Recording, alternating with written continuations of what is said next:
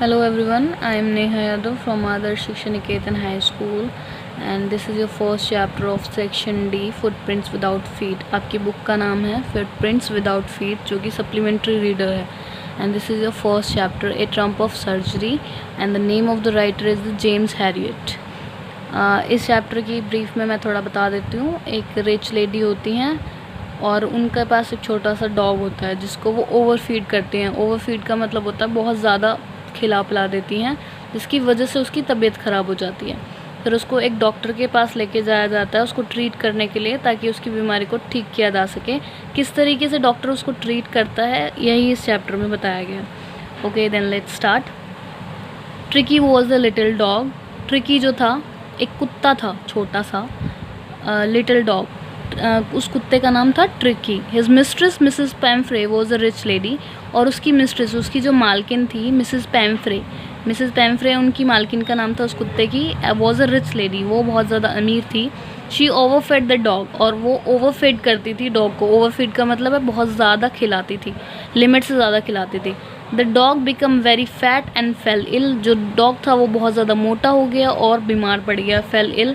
ही stopped eating और उसने खाना बंद कर दिया। मिसेस पैम्फ्रे गॉट वरिड और मिसेस पैम्फ्रे जो थी वो चिंता में आ गई।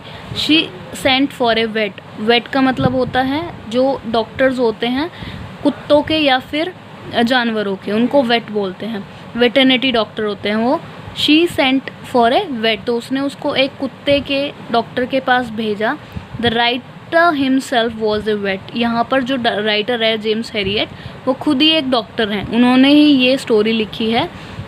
The vet once understood the cause of the dog's trouble. और जो वेट था, जो डॉक्टर था, उसने एक ही बार में समझ लिया कि कॉज क्या है, कारण क्या है डॉग के ट्रबल होने का। डॉग जो परेशान है वो क्यों परेशान है, उसका कारण क्या है, उसको एक बार में देखते ही समझ आ गया।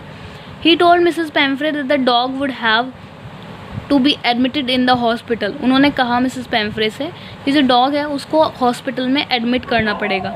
Mrs Pumphrey agreed to it और मिसेस पैम्फ्रे ने उस बात को मान लिया with a very heavy heart, और बहुत ज़्यादा हैवी हार्ट के साथ माना क्योंकि वो अपने डॉग से दूर नहीं रह सकती थी, बड़ी मुश्किल से माना।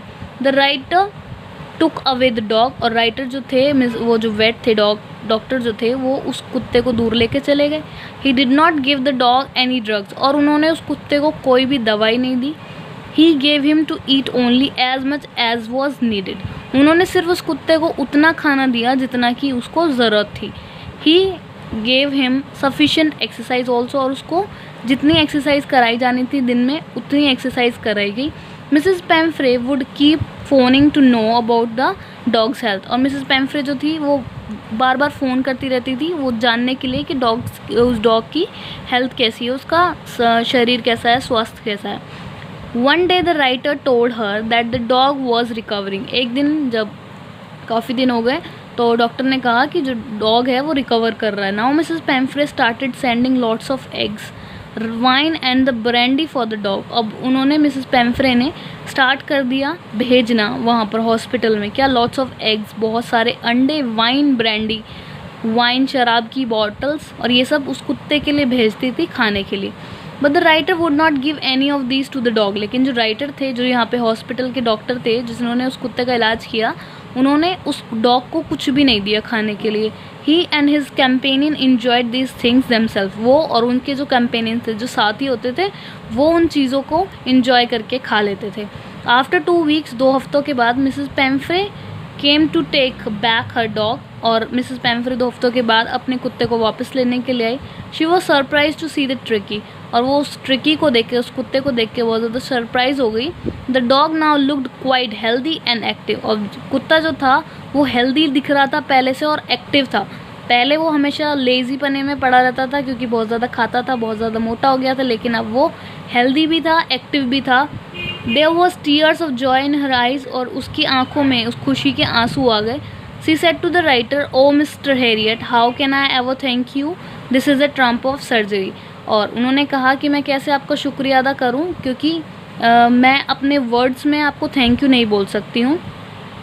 This is a triumph of surgery, ये इस जो सर्जरी करी है आपने उसका कमाल है, ट्रम्प ऑफ सर्जरी है।